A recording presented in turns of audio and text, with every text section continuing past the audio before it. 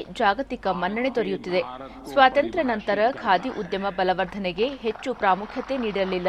ಈ ಉದ್ಯಮದಲ್ಲಿದ್ದವರು ಸಂಕಷ್ಟದಲ್ಲಿದ್ದರೂ ಇವರನ್ನು ಕೀಳರಿಮೆಯಿಂದ ನೋಡಲಾಗುತ್ತಿತ್ತು ಎಂದರು. ಕಳೆದ 9 ವರ್ಷಗಳಲ್ಲಿ ಖಾದಿ ಉತ್ಪಾದನೆಯಲ್ಲಿ 3 ಪಟ್ಟು ಹೆಚ್ಚಾಗಿದ್ದು, ಮಾರಾಟ 5 ಪಟ್ಟು ಹೆಚ್ಚಿದೆ.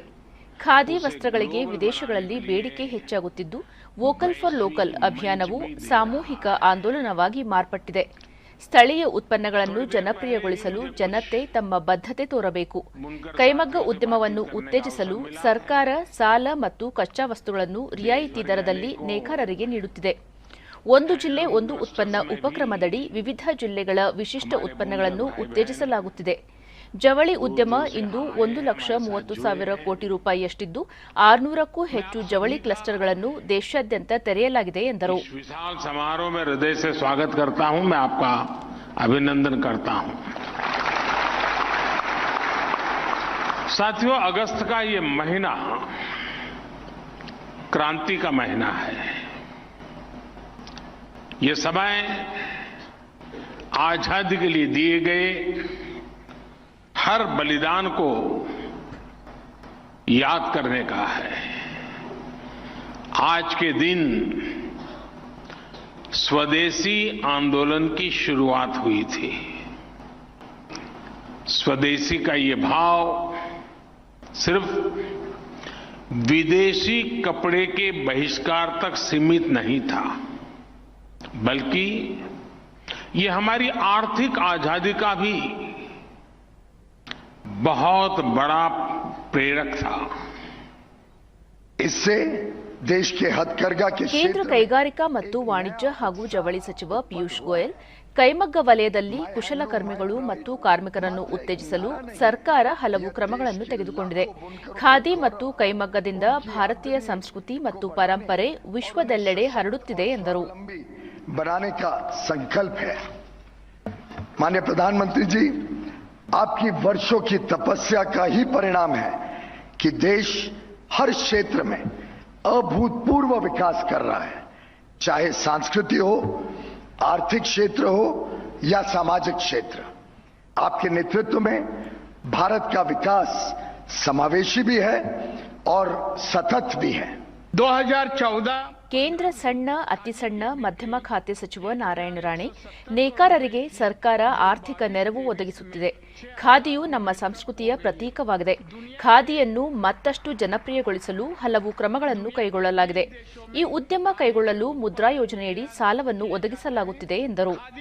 ग्रामीण उद्योग की बिक्री 1,34,000 करोड़ रुपए तक पार कर चुकी है। हमारी सरकार खादी उत्पादन के विकास और व्यापार के लिए हर संभव प्रयास कर रही है। सरकार इस क्षेत्र से जुड़े लोगों को स्किल ट्रेनिंग, चरखे, उपकरण तथा शेड उपलब्ध करने के साथ साथ सूद सब्सिडी मुद्रा। ಇದಕ್ಕೂ ಮುನ್ನ ಕೈಮಗ್ಗ ಮತ್ತು ಖಾದಿ ಉತ್ಪನ್ನಗಳ ಕುರಿತ ಪ್ರದರ್ಶನವನ್ನು ಪ್ರಧಾನಿ ವೀಕ್ಷಿಸಿದರು.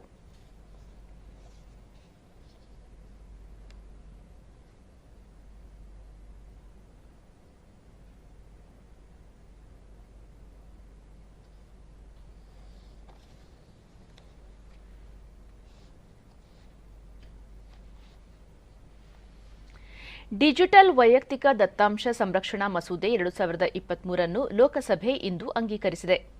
ವಿದ್ಯುನ್ಮಾನ ಹಾಗೂ ಮಾಹಿತಿ ತಂತ್ರಜ್ಞಾನ ಸಚಿವ ಅಶ್ವಿನಿ ವೈಷ್ಣವ್ ಮಸೂದೆ ಮಂಡಿಸಿ, ಭಾರತೀಯ ಡಿಜಿಟಲ್ ವ್ಯವಸ್ಥೆಯನ್ನು ಇಡೀ ವಿಶ್ವ ಪ್ರಶಂಸಿಸುತ್ತಿದ್ದು, ಅನೇಕ ದೇಶಗಳು ಈ ವ್ಯವಸ್ಥೆಯನ್ನು ಅಳವಡಿಸಿಕೊಳ್ಳುತ್ತಿವೆ.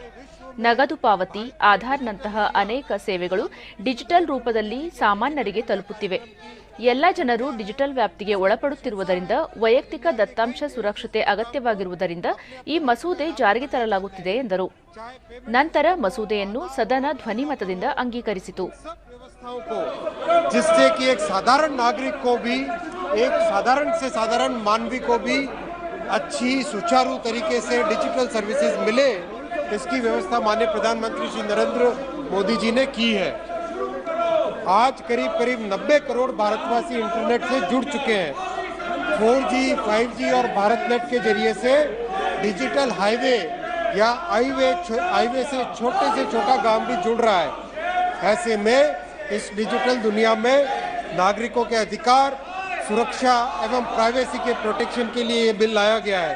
तो माननीय अध्यक्ष जी, मैं निवेदन करता हूँ इस बिल को सर्वसम्मति से पास किया जाए। धन्यवाद। मैं सभी सदस्यों को निवेदन करता हूँ कि महत्वपूर्ण बिल है, डेटा प्रोटेक्शन बिल है और इस बिल में आप अपने अपने स्थान पर जाकर चर्चा में शामिल हो। धन्यवाद। ಈ ಮಧ್ಯೆ ಕೆಳ ಹಂತದ ನ್ಯಾಯಾಲಯದ ತೀರ್ಪಿಗೆ ಸುಪ್ರೀಂ ಕೋರ್ಟ್ ತಡೆ ನೀಡಿದ ಹಿನ್ನೆಲೆಯಲ್ಲಿ ಲೋಕಸಭೆ ಸದಸ್ಯತ್ವ ಸ್ಥಾನ ಮರುಸ್ಥಾಪನೆಗೊಂಡ ನಂತರ ಕಾಂಗ್ರೆಸ್ ನಾಯಕ ರಾಹುಲ್ ಗಾಂಧಿ ಇಂದು ಸಂಸತ್ ಕಲಾಪದಲ್ಲಿ ಭಾಗವಹಿಸಿದರು.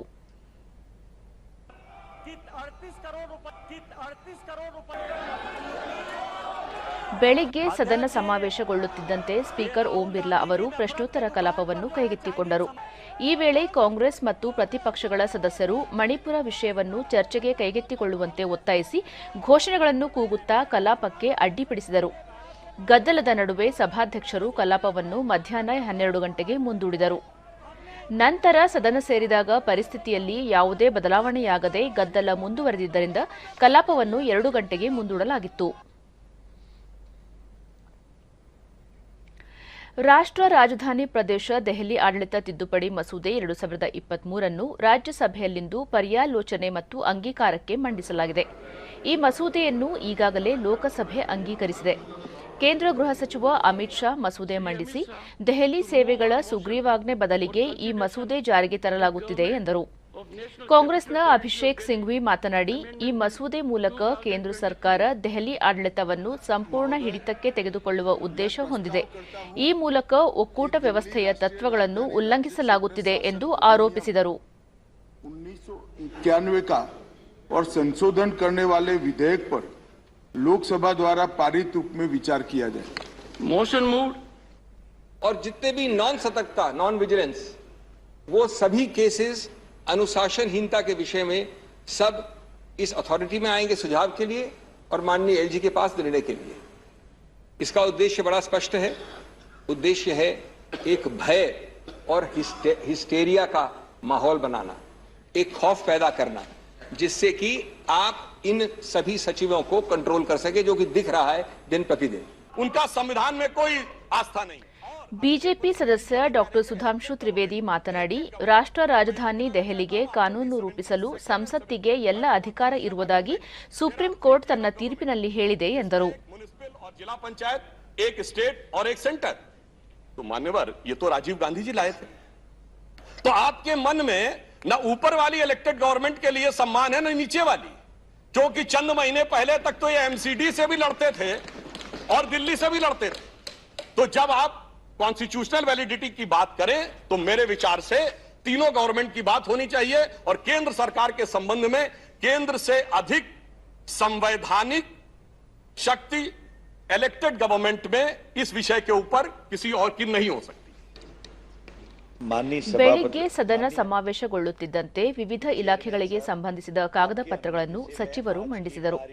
ರಕ್ಷಣಾ ಖಾತೆ ರಾಜ್ಯ ಸಚಿವ ಅಜಯ್ ಭಟ್ ಅವರು ನ್ಯಾಷನಲ್ ಕೆಡೆಟ್ ಕೋರ್ ಎನ್ಸಿಸಿಯ ಕೇಂದ್ರೀಯ ಸಲಹಾ ಸಮಿತಿಗೆ ಸದಸ್ಯರನ್ನು ನೇಮಕ ಮಾಡುವ ಕುರಿತ ನಿಲುವಳಿ ಮಂಡಿಸಿದರು.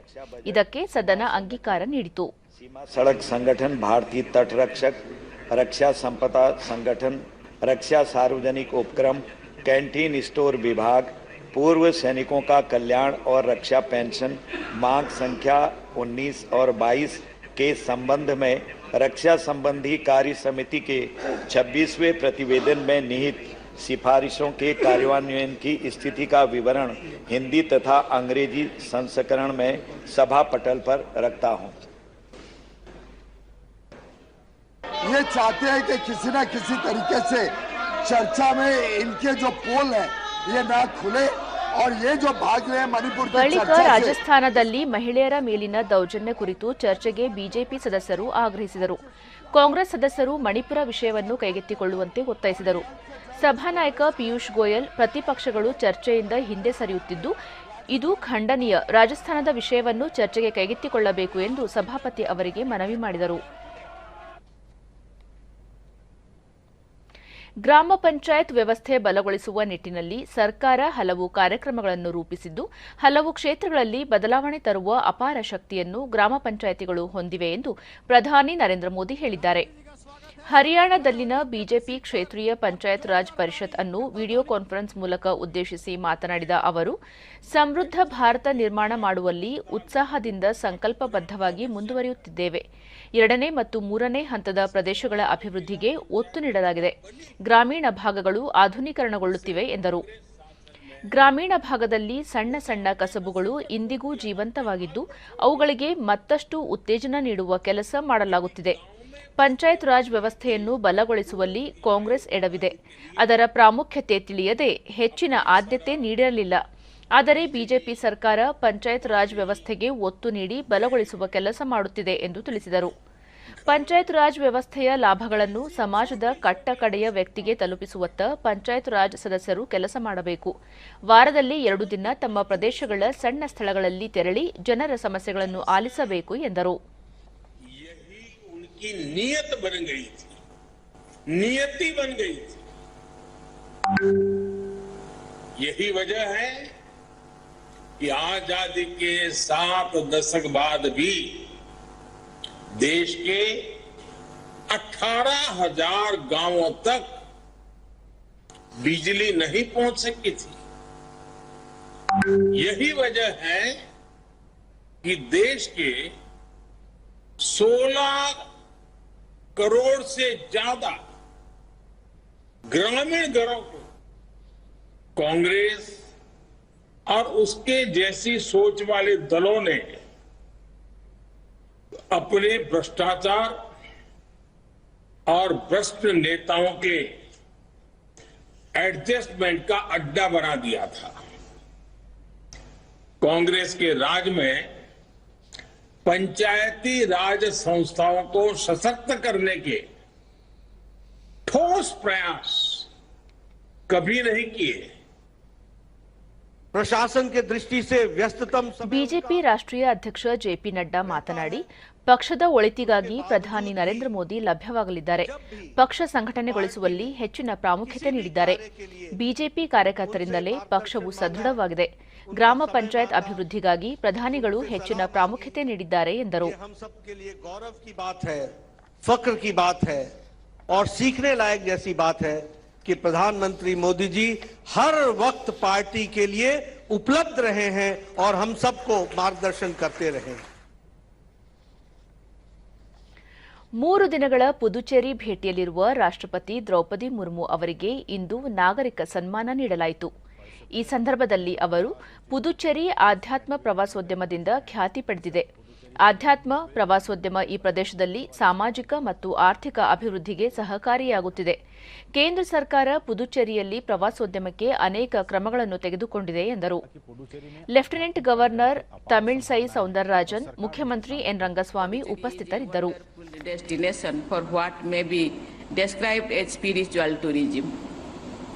Spiritual tourism is fast becoming a global trend. It has the potential to provide a strong boost to socio-economic development of this region. The Union government has taken several measures to promote tourism in Puducherry under the Swadesh Darshan scheme. With the growth in tourism, activities related to health tourism and ecotourism will also get a boost. ಅಭಿವೃದ್ಧಿ ಯೋಜನೆಗಳಿಗೆ ಸಂಬಂಧಿಸಿದಂತೆ ಮುಖ್ಯಮಂತ್ರಿ ಸಿದ್ದರಾಮಯ್ಯ ಇಂದು ಜಿಲ್ಲಾ ಸಚಿವರು ಮತ್ತು ಉಸ್ತುವಾರಿಗಳೊಂದಿಗೆ ಜಿಲ್ಲಾವಾರು ಪಕ್ಷದ ಶಾಸಕರ ಜೊತೆ ಸಮಾಲೋಚನೆ ನಡೆಸಿದರು. ಇತ್ತೀಚೆಗೆ ನಡೆದ ಕಾಂಗ್ರೆಸ್ ಶಾಸಕಾಂಗ ಸಭೆಯಲ್ಲಿನ ಚರ್ಚೆಗಳ ಹಿನ್ನೆಲೆಯಲ್ಲಿ ಜನಪ್ರತಿನಿಧಿಗಳ ಜೊತೆ ಚರ್ಚೆ ನಡೆಸಲು ವೇಳಾಪಟ್ಟಿ ನಿಗದಿಯಾಗಿದ್ದು, ಅದರ ಪ್ರಕಾರ ಇಂದು ಬೆಳಗ್ಗೆ ತುಮಕೂರು, ಚಿತ್ರದುರ್ಗ ಸೇರಿದಂತೆ 6 ಜಿಲ್ಲೆಗಳ ಮುಖಂಡರ ಜೊತೆ ಸಮಾಲೋಚನೆ ನಡೆಸಿದ್ದಾರೆ. ತುಮಕೂರು ಜಿಲ್ಲೆಯ ಪ್ರತಿನಿಧಿಗಳೊಂದಿಗೆ ಸಭೆಯಲ್ಲಿ ಗೃಹ ಸಚಿವ ಡಾ ಜಿ ಪರಮೇಶ್ವರ್, ಸಹಕಾರ ಸಚಿವ ಕೆಎನ್ ರಾಜಣ್ಣ, ಶಾಸಕರಾದ ಕೆ ಷಡಕ್ಷರಿ, ಎಸ್ಆರ್ ಶ್ರೀನಿವಾಸ್, ವೆಂಕಟೇಶ್, ರಂಗನಾಥ್, ವಿಧಾನ ಪರಿಷತ್ ಸದಸ್ಯ ರಾಜೇಂದ್ರ ರಾಜಣ್ಣ ಸೇರಿದಂತೆ ಹಲವರು ಉಪಸ್ಥಿತರಿದ್ದರು. ಚಿತ್ರದುರ್ಗದ ಜಿಲ್ಲಾ ಪ್ರತಿನಿಧಿಗಳ ಸಭೆಯಲ್ಲಿ ಉಪಮುಖ್ಯಮಂತ್ರಿ ಡಿಕೆ ಶಿವಕುಮಾರ್, ಸಚಿವ ಡಿ ಸುಧಾಕರ್, ಶಾಸಕರಾದ ಎನ್ವೈ ಗೋಪಾಲಕೃಷ್ಣ, ಬಿಜಿ ಗೋವಿಂದಪ್ಪ, ವೀರೇಂದ್ರ ಪಪ್ಪಿ ಸೇರಿದಂತೆ ಅನೇಕರು ಉಪಸ್ಥಿತರಿದ್ದರು. ಸಭೆಯಲ್ಲಿ ಜಿಲ್ಲಾವಾರು ಹಾಗೂ ಕ್ಷೇತ್ರವಾರು ಅಭಿವೃದ್ಧಿ ಯೋಜನೆಗಳ ಕುರಿತು ಚರ್ಚೆ ನಡೆಸಿದ್ದು, ಶಾಸಕರು ಮತ್ತು ಸಚಿವರ ಸಮನ್ವಯತೆ ಕುರಿತು ಸೂಚನೆ ನೀಡಲಾಗಿದೆ ಎಂದು ಉನ್ನತ ಮೂಲಗಳು ತಿಳಿಸಿವೆ. ಉಳಿದಂತೆ ಯಾದಗಿರಿ, ಬಾಗಲಕೋಟೆ, ಬಳ್ಳಾರಿ, ಧಾರವಾಡ ಜಿಲ್ಲೆಗಳ ಶಾಸಕರೊಂದಿಗೂ ಮುಖ್ಯಮಂತ್ರಿ ಸಭೆ ನಡೆಸಲಿದ್ದಾರೆ. 9ನೇ ರಾಷ್ಟ್ರೀಯ ಕೈಮಗ್ಗ ದಿನಾಚರಣೆ ಹಿನ್ನೆಲೆಯಲ್ಲಿ ಬೆಂಗಳೂರಿನ ಕಾಸಿಯಾ ಸಭಾಂಗಣದಲ್ಲಿಂದು ಆಯೋಜಿಸಲಾಗಿದ್ದ ಕಾರ್ಯಕ್ರಮಕ್ಕೆ ಕೈಮಗ್ಗ ಮತ್ತು ಜವಳಿ ಖಾತೆ ಸಚಿವ ಶಿವಾನಂದ ಎಸ್ ಪಾಟೀಲ್ ಚಾಲನೆ ನೀಡಿದರು. ಈ ವೇಳೆ ಕಾಸಿಯಾ ಸಂಸ್ಥೆಯ ಪದಾಧಿಕಾರಿಗಳು ಉಪಸ್ಥಿತರಿದ್ದರು. ಶಿವಾನಂದ ಎಸ್ ಪಾಟೀಲ್ ಗ್ರಾಮೀಣ ಪ್ರದೇಶದಲ್ಲಿ ಗುಡಿ ಕೈಗಾರಿಕೆಗಳಿಗೆ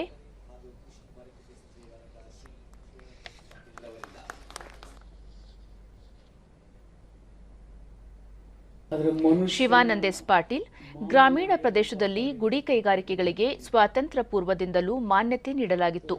ಮಹಾತ್ಮ ಗಾಂಧೀಜಿ ಅವರ ಪರಿಕಲ್ಪನೆಯೊಂದಿಗೆ ನಾವು ಇಂದು ಮುನ್ನಡೆಯಬೇಕಿದೆ ಎಂದು ತಿಳಿಸಿದರು. ಸಾಮಾನ್ಯನ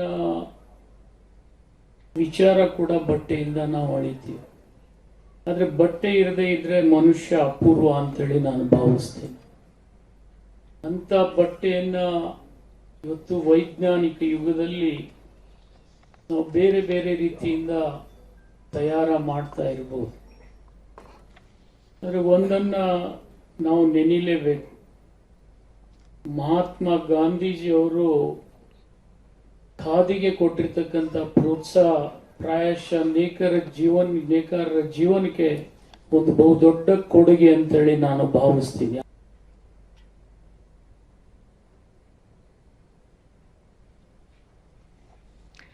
ಕೈಮಗ್ಗ ಕ್ಷೇತ್ರದಲ್ಲಿ ಸಾಧನೆ ಮಾಡಿದ ನೇಕಾರರನ್ನು ಈ ವೇಳೆ ಗೌರವಿಸಲಾಯಿತು. ಧನ್ಯವಾದಗಳು, ಶುಭಾಶಯಗಳು ಶ್ರೀ ಎಂ ಜೈನ ಪಡೆದಿರುವಂತಹ ಶ್ರೀ ಮಂಜುನಾಥ್ ಟಿಎಂ ರವರಿಗೆ. ಮುಂದಿನ ಕ್ಷೇತ್ರ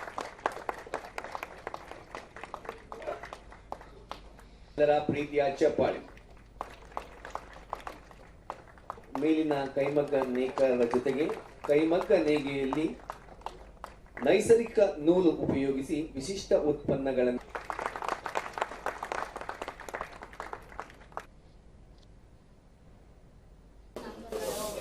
ಈ ಮಧ್ಯೆ ಬಹುಮಾನ ಪಡೆದ ನೇಕಾರರು ತಯಾರಿಸಿದ ವಿವಿಧ ವಸ್ತ್ರಗಳನ್ನು ಪ್ರದರ್ಶಿಸಲಾಯಿತು.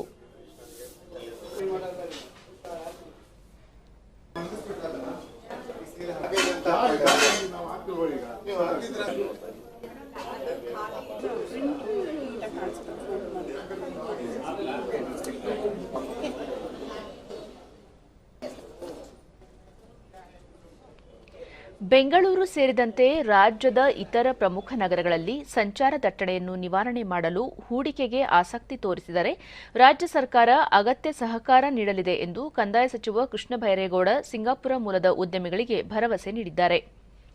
ವಿದೇಶಿ ನಿಯೋಗದ ಜೊತೆ ವಿಕಾಸಸೌಧದಲ್ಲಿ ರಾಜ್ಯ ಸರ್ಕಾರದ ಪರವಾಗಿ ಸಭೆ ನಡೆಸಿದ ಸಚಿವರು ರಾಜ್ಯದ ನಗರಗಳಲ್ಲಿ ಸಂಚಾರ ಸಮಸ್ಯೆ ಮಿತಿಮೀರಿ ಬೆಳೆಯುತ್ತಿದೆ. ಸಿಂಗಾಪುರ ಸಂಚಾರ ವ್ಯವಸ್ಥೆ ಮಾದರಿಯಾಗಿದ್ದು ಅದನ್ನು ರಾಜ್ಯದಲ್ಲಿ ಅನುಷ್ಠಾನಗೊಳಿಸುವಂತೆ ಸಲಹೆ ನೀಡಿದ್ದಾರೆ. ಜೈವಿಕ ತಂತ್ರಜ್ಞಾನ, ಮಾಹಿತಿ ತಂತ್ರಜ್ಞಾನ, ದತ್ತಾಂಶ ವಿಜ್ಞಾನ, ಆರೋಗ್ಯ, ಪ್ರವಾಸೋದ್ಯಮ ಸೇರಿದಂತೆ ಹಲವಾರು ಕ್ಷೇತ್ರಗಳಲ್ಲಿ ಬಂಡವಾಳ ಹೂಡಿಕೆಗೆ ವಿಪುಲ ಅವಕಾಶಗಳಿವೆ. ಸರ್ಕಾರದ ಪ್ರಸ್ತಾವನೆಗಳನ್ನು ಒಪ್ಪುವುದಾದರೆ ಸಿಂಗಾಪುರಕ್ಕೆ ಅಧ್ಯಯನ ತಂಡವೊಂದನ್ನು ಕಳುಹಿಸುವುದಾಗಿ ಸಚಿವರು ಭರವಸೆ ನೀಡಿದ್ದಾರೆ. ಈ ವೇಳೆ ಉದ್ಯಮಿಗಳ ನಿಯೋಗದ ಮುಖ್ಯಸ್ಥರು ಭಾರತದಲ್ಲಿ $70 ಮಿಲಿಯನ್ ಹೂಡಿಕೆ ಮಾಡುವ ಉದ್ದೇಶವಿದೆ. ಅದರಲ್ಲಿ ಕರ್ನಾಟಕದಲ್ಲಿ ಹೂಡಿಕೆಗೆ ಆಸಕ್ತಿ ಹೊಂದಿರುವುದಾಗಿ ತಿಳಿಸಿದ್ದಾರೆ. ತುಮಕೂರು ವಿಶ್ವವಿದ್ಯಾಲಯದ 16ನೇ ಘಟಿಕೋತ್ಸವದಲ್ಲಿ ರಾಜ್ಯಪಾಲ ಥಾವರ್ಚಂದ್ ಗೆಹ್ಲೋಟ್ ಪದವಿ ಪ್ರದಾನ ಮಾಡಿದರಲ್ಲದೆ ಪ್ರತಿಭಾವಂತ ವಿದ್ಯಾರ್ಥಿಗಳಿಗೆ ಪ್ರಮಾಣ ಪತ್ರ ನೀಡಿ ಅಭಿನಂದಿಸಿದರು.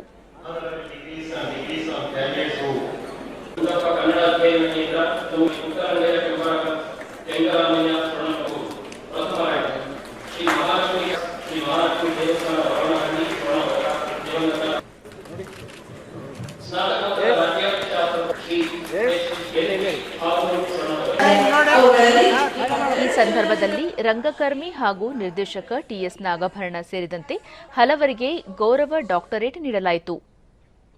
ಉನ್ನತ ಶಿಕ್ಷಣ ಸಚಿವ ಡಾ ಎಂಸಿ ಸುಧಾಕರ್, ದೆಹಲಿಯ ಜವಾಹರ್ಲಾಲ್ ನೆಹರು ವಿಶ್ವವಿದ್ಯಾಲಯದ ಕುಲಪತಿ ಪ್ರೊಫೆಸರ್ ಶಾಂತಿಶ್ರೀ ಧೂಳಿಪುಡಿ ಪಂಡಿತ್, ತುಮಕೂರು ವಿಶ್ವವಿದ್ಯಾಲಯದ ಕುಲಪತಿ ಪ್ರೊಫೆಸರ್ ಎಂ ವೆಂಕಟೇಶ್ವರಲು ಮತ್ತಿತರರು ಉಪಸ್ಥಿತರಿದ್ದರು. ಬಳಿಕ ರಾಜ್ಯಪಾಲರು ಶಿಕ್ಷಣ, ಬಡತನ ನಿವಾರಣೆ, ಆಧ್ಯಾತ್ಮಿಕ ಚಿಂತನೆಗಳಿಗೆ ಸಾರ್ವಜನಿಕರು ಕೈಜೋಡಿಸಬೇಕು. ಭಾರತ ವಿಶ್ವಗುರುವಾಗಲು ಎಲ್ಲರ ಸಹಕಾರ ಅಗತ್ಯವಿದೆ ಎಂದರು.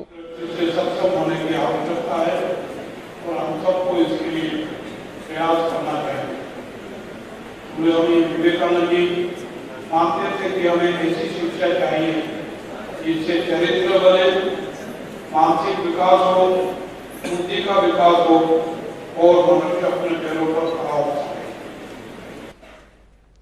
ಸಚಿವ ಡಾಕ್ಟರ್ ಎಂಸಿ ಸುಧಾಕರ್ ಯುವ ಜನರಲ್ಲಿನ ಬೌದ್ಧಿಕತೆ ಪರಿವರ್ತನೆಗೊಂಡಿದ್ದು ಸ್ವಯಂ ಪರಿಶ್ರಮದಿಂದ ಜಾಗತಿಕ ಕೌಶಲ್ಯ, ವೃತ್ತಿಪರತೆ ಮತ್ತು ಸವಾಲುಗಳನ್ನು ನಿಭಾಯಿಸುವ ಸಾಮರ್ಥ್ಯ ರೂಢಿಸಿಕೊಂಡಿದ್ದಾರೆ. ಯುವ ಜನರ ಬದ್ಧತೆ, ಪರಿಶ್ರಮದಿಂದ ಭವಿಷ್ಯದ ದಿನಗಳಲ್ಲಿ ಸಮಾಜದ ಮೇಲೆ ಸಕಾರಾತ್ಮಕ ಪರಿಣಾಮ ಬೀರಲಿದೆ ಎಂದರು. It is the lifelong pursuit of learning and self-improvement. The world is constantly changing, and it is your responsibility to stay informed, adapt, and continue. ಚಿನ್ನದ ಪದಕ ಪಡೆದ ವಿದ್ಯಾರ್ಥಿನಿ ಎಸ್ ಸಂಧ್ಯಾ ತಾವು ಸರ್ಕಾರಿ ಶಾಲೆಯಲ್ಲಿ ಓದಿ ಕಠಿಣ ಪರಿಶ್ರಮ ಹಾಗೂ ನಿರಂತರ ಅಧ್ಯಯನದಿಂದಾಗಿ ಚಿನ್ನದ ಪದಕ ಪಡೆದಿದ್ದೇನೆ ಎಂದರು.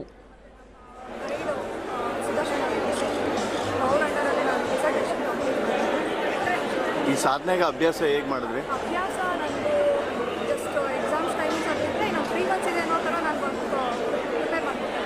2 ಅವರ್ಸ್ ಅಷ್ಟೇ ನಾನು ಇದು ಮಾಡ್ತೀನಿ. ಮತ್ತೋರ್ವ ವಿದ್ಯಾರ್ಥಿನಿ ಡಿಸಿ ಕಾವ್ಯ ವಿಷಯಕ್ಕೆ ಸಂಬಂಧಿಸಿದಂತೆ ವಿವಿಧ ಪುಸ್ತಕಗಳನ್ನು ಅಧ್ಯಯನ ಮಾಡಿದ್ದರಿಂದ ಹೆಚ್ಚಿನ ಅಂಕಗಳನ್ನು ಪಡೆಯಲು ಸಾಧ್ಯವಾಯಿತು ಎಂದು ತಿಳಿಸಿದರು. ಇಲ್ಲಿವರೆಗೂ ಬರೋದಕ್ಕೆ ಸಹಕಾರ ನೀಡಿದರೆ ಸರ್, ನನ್ನ ಗುರುವೃಂದಕ್ಕೆ ಮತ್ತು ನನ್ನ ಕುಟುಂಬಕ್ಕೆ ಪ್ರತಿ ಹಂತದಲ್ಲೂ ನಮ್ಮಮ್ಮ ಜೊತೆಗಿದ್ದರು. ನಮ್ಮಪ್ಪ ತೀರ್ಕೊಂಡಾಗಿಂದನೂ ನಮ್ಮಮ್ಮನೇ ನನಗೆ ಬೆಳೆಸಿ ಓದಿಸಿದ್ರು ಸರ್. ಈ ಹಂತಕ್ಕೆ ನನ್ನ ಕುಟುಂಬ ಮತ್ತು ನನ್ನ ಗುರುವೃಂದ ಎರಡೂ ಕಾರಣ. ಅದರಲ್ಲಿ ನಮ್ಮ ಚಿಕ್ಕವನಿಂದ ಕನ್ನಡ ಅಂದರೆ ತುಂಬ ಇಷ್ಟ. ಮತ್ತೋರ್ವ ವಿದ್ಯಾರ್ಥಿನಿ ದೀಪಿಕಾ ತಾವು ಬಿಕಾಂ ಪದವಿಯಲ್ಲಿ ಚಿನ್ನದ ಪದಕ ಪಡೆದಿದ್ದು ಚಾರ್ಟರ್ಡ್ ಅಕೌಂಟೆಂಟ್ ಆಗುವ ಗುರಿ ಹೊಂದಿರುವುದಾಗಿ ಹೇಳಿದರು. ನಾನು 10th ವರೆಗೆ ಕನ್ನಡ ಮೀಡಿಯಂ ಓದಿದ್ದು. ಅದಾದಮೇಲೆ ನನಗೆ ಮುಂದೆ ಏನು ಮಾಡಬೇಕು ಅಂತ ಗೊತ್ತಿಲ್ಲ. ಆದರೆ ಬಟ್ ನಾನು ಸೈನ್ಸ್ ಮಾಡೇ ಮಾಡ್ತೀನಿ ತಗೋತೀನಿ ಅಂತ ಹೇಳಿ ಬಂದು ಇವತ್ತು ಇಲ್ಲಿಗೆ ಬಂದು ನಿಂತಿದ್ದೀನಿ. ತುಂಬ ಖುಷಿ ಆಗ್ತಿದೆ. ಆ್ಯಕ್ಚುಲಿ ಮಾತುಗಳೇ ಬರ್ತಿಲ್ಲ. ಅಭ್ಯಾಸ ಹೇಗಿತ್ತು ಈ ಸಾಧನೆ? ಸರ್ ನಾನು ಹಾರ್ಡ್ ವರ್ಕು ಆ್ಯಂಡ್ ನನಗೆ ಕೆಲವು ಟೀಚರ್ಸ್ ತುಂಬಾ ಗೈಡ್ ಮಾಡಿದ್ದಾರೆ. ಇಸ್ರೋದ ಮಹತ್ವಾಕಾಂಕ್ಷಿ ಯೋಜನೆ ಚಂದ್ರಯಾನ 3 ಮತ್ತೊಂದು ಯಶಸ್ವಿ ಹೆಜ್ಜೆಯನ್ನಿಟ್ಟಿದ್ದು ಚಂದ್ರಯಾನ 3 ನೌಕೆಯು ತನ್ನ ಕಾರ್ಯವನ್ನು ಯಶಸ್ವಿಯಾಗಿ ನಡೆಸಿದೆ. ಚಂದ್ರನ ಮೇಲ್ಮೈನ ಮೊದಲ ಚಿತ್ರಗಳನ್ನು ಬಿಡುಗಡೆ ಮಾಡಿದೆ. ಈ ಬಗ್ಗೆ ಇಸ್ರೋ ಟ್ವಿಟರ್ನಲ್ಲಿ ಮಾಹಿತಿ ನೀಡಿದ್ದು, ಬಾಹ್ಯಾಕಾಶ ನೌಕೆಯು ಯೋಜಿತ ಕಕ್ಷೆಯತ್ತ ಸಾಗಿದ್ದು ಚಂದ್ರನ ಮೇಲ್ಮೈನತ್ತ ಧಾವಿಸುತ್ತಿದೆ. ಕಕ್ಷೆಯನ್ನು ಮತ್ತಷ್ಟು ಕಡಿಮೆ ಮಾಡುವ ಮುಂದಿನ ಕಾರ್ಯಾಚರಣೆಯನ್ನು ಆಗಸ್ಟ್ 9ರಂದು ಮಧ್ಯಾಹ್ನ ನಿಗದಿಪಡಿಸಲಾಗಿದೆ ಎಂದು ತಿಳಿಸಿದೆ. ಚಂದ್ರಯಾನ 3 ವೀಕ್ಷಿಸಿದ ಚಂದ್ರನ ಮೊದಲ ಚಿತ್ರಗಳನ್ನು ಬಿಡುಗಡೆ ಮಾಡಿದ್ದು, ಭಾರತದ 3ನೇ ಮಾನವರಹಿತ ಚಂದ್ರನ ಮಿಷನ್ ಚಂದ್ರನ ಕಕ್ಷೆಯನ್ನು ಪ್ರವೇಶಿಸಿದ ನಂತರ ಚಂದ್ರಯಾನ 3 ಚಿತ್ರಗಳನ್ನು ಸೆರೆಹಿಡಿದಿದೆ. ಮುಂದಿನ 10 ದಿನಗಳಲ್ಲಿ ಚಂದ್ರನ ದಕ್ಷಿಣ ಧ್ರುವದ ಪ್ರದೇಶದ ಒಳಗೆ ಇಳಿಯಲು ಸೂಕ್ತವಾದ ಜಾಗವನ್ನು ನಿರ್ಧರಿಸಲಾಗುತ್ತದೆ. ಆಗಸ್ಟ್ 23ರ ಸಂಜೆ 5:47ರ ಸುಮಾರಿಗೆ ಚಂದ್ರಯಾನ ನೌಕೆಯ ಲ್ಯಾಂಡರ್ ಕಕ್ಷೆಯಿಂದ ಹೊರಬರುತ್ತದೆ ಮತ್ತು ಸುಗಮ ಲ್ಯಾಂಡಿಂಗ್ಗೆ ಪ್ರಯತ್ನ ಆರಂಭಿಸುತ್ತದೆ ಎಂದು ಹೇಳಿದೆ. ಬಾಹ್ಯಾಕಾಶ ನೌಕೆಯು ಪ್ರೊಪಲ್ಷನ್ ಮಾಡ್ಯೂಲ್, ಲ್ಯಾಂಡರ್ ಮತ್ತು ರೋವರ್ ಅನ್ನು ಒಳಗೊಂಡಿದೆ. ಜೊತೆಗೆ ಚಂದ್ರನ ಮೇಲ್ಮೈ ಸೇರಿದಂತೆ ಚಂದ್ರನ ಹಲವಾರು ಅಂಶಗಳನ್ನು ಅಧ್ಯಯನ ಮಾಡಲು ಸಹಾಯವಾಗುವಂತೆ ಹಲವಾರು ಪೇಲೋಡ್ಗಳನ್ನು ಹೊಂದಿದೆ.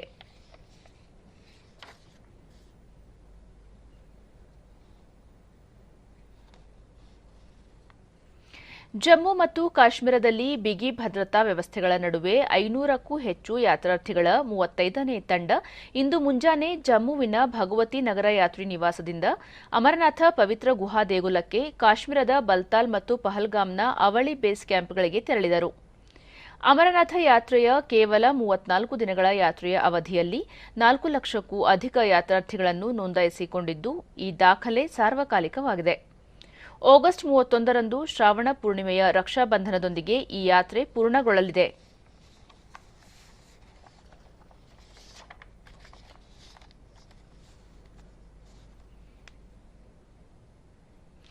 ಈಗ ಕೊನೆಯಲ್ಲಿ ಮತ್ತೊಮ್ಮೆ ಮುಖ್ಯಾಂಶಗಳು.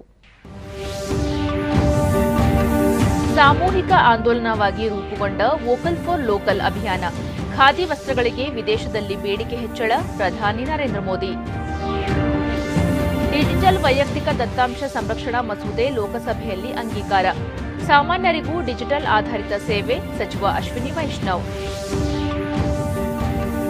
ಅಭಿವೃದ್ಧಿ ಯೋಜನೆಗಳಿಗೆ ಸಂಬಂಧಿಸಿದಂತೆ ಶಾಸಕರು ಸಚಿವರೊಂದಿಗೆ ಮುಖ್ಯಮಂತ್ರಿ ಸಮಾಲೋಚನೆ, ವಿವಿಧ ಜಿಲ್ಲೆಗಳ ಜನಪ್ರತಿನಿಧಿಗಳು ಭಾಗಿ.